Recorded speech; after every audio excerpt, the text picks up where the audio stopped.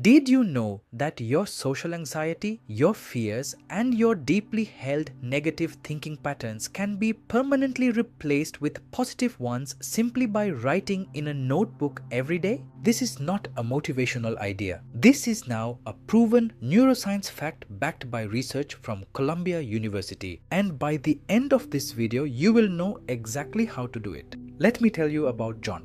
John is 30 years old. When John was in 9th grade, he walked to the front of his classroom to give a speech. He made a small mistake and the whole class laughed. John was deeply embarrassed. That moment felt like it lasted forever. But here is what actually happened that day beyond John being upset. His brain created a stored memory with a very specific meaning attached to it. The meaning was this: when you stand in front of people and perform, they will laugh at you. And for the next 20 years of his life, every single time John was asked to speak in public, his brain went straight to that stored memory and used it to predict what would happen next. His hands would shake, his voice would tremble, his mind would go blank. Not because John was weak, but because his brain was doing exactly what brains are designed to do. It was using past experience to protect him from future danger. The problem is that the danger was no longer real,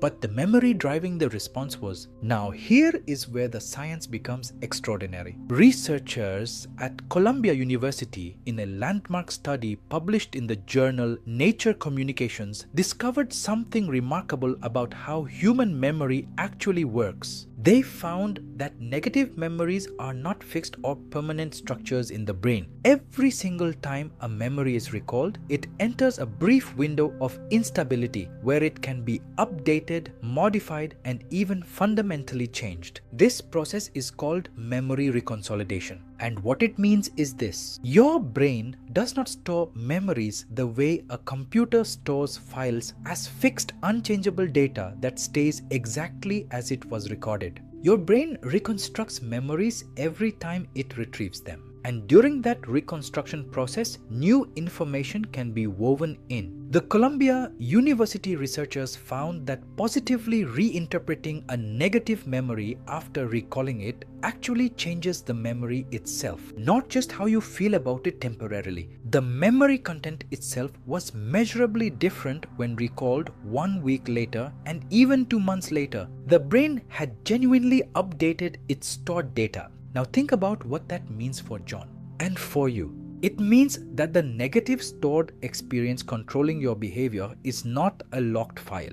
It is a living, updatable record, and there is a specific proven method to update it. It is called positive present tense journaling, and the way it works is beautifully simple. John began writing in a journal every day, but he did not write about what he hoped would happen someday. He wrote in the present tense as if it was already happening right now. He wrote things like this: I walk onto the stage and the audience welcomes me warmly. I begin my speech and my voice is clear and confident. I can see people in the audience nodding as they follow along with what I am saying. At the end, the audience applauds genuinely. People come to me afterwards and tell me my words made an impact. He wrote this consistently, in detail, with genuine emotion every day. And here is what happened inside John's brain as he did this. His brain could not reliably distinguish between a vividly imagined experience written in present tense with full emotional engagement and a real memory of something that actually happened. Neuroscience research consistently confirms that the brain processes vivid mental imagery and real experience through many of the same neural pathways. This is why elite athletes have used visualization techniques for decades with measurable results in performance.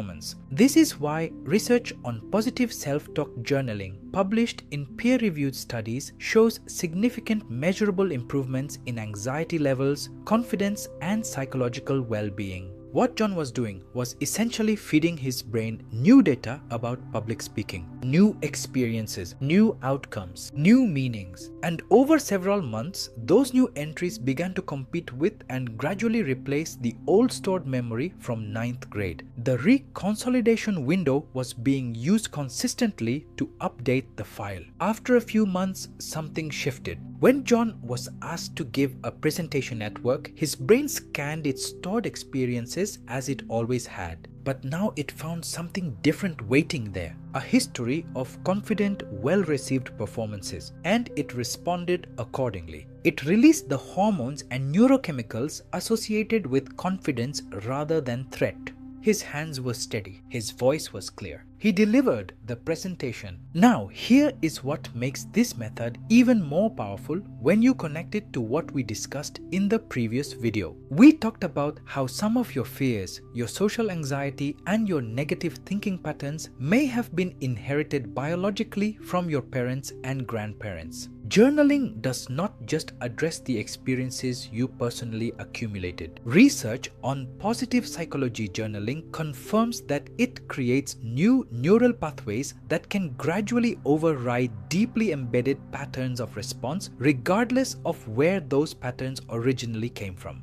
Whether the fear was formed in 9th grade like John's, or whether it was inherited across generations, the brain's capacity for reconsolidation means it can be updated. The stored data can be changed. You can write new files. Here is how to start your own journaling practice today. The first thing is to write in the present tense always. Not "I hope to be confident."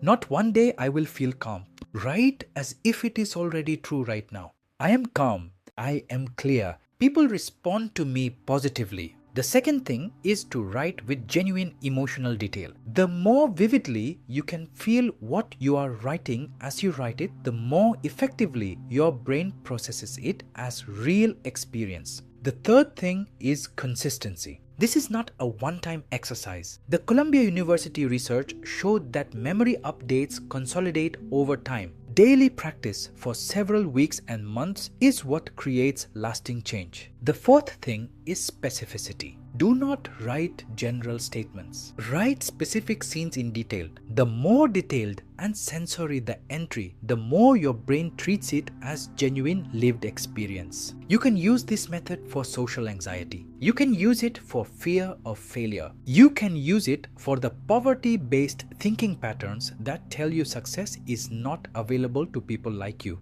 You can use it for any deeply held negative belief about yourself or the world. Because here is what modern neuroscience has confirmed beyond any reasonable doubt. Your brain is not a fixed recording device. It is a living, updatable system that is constantly rewriting itself based on the experiences and information it receives. And you have far more control over what information you give it than most people ever realize. John did not need therapy for years. He did not need medication. He needed a notebook, a pen, and the understanding of how his own brain actually works. And so do you. Start tonight. Write one paragraph in the present tense about the version of yourself you want your brain to begin recognizing as real.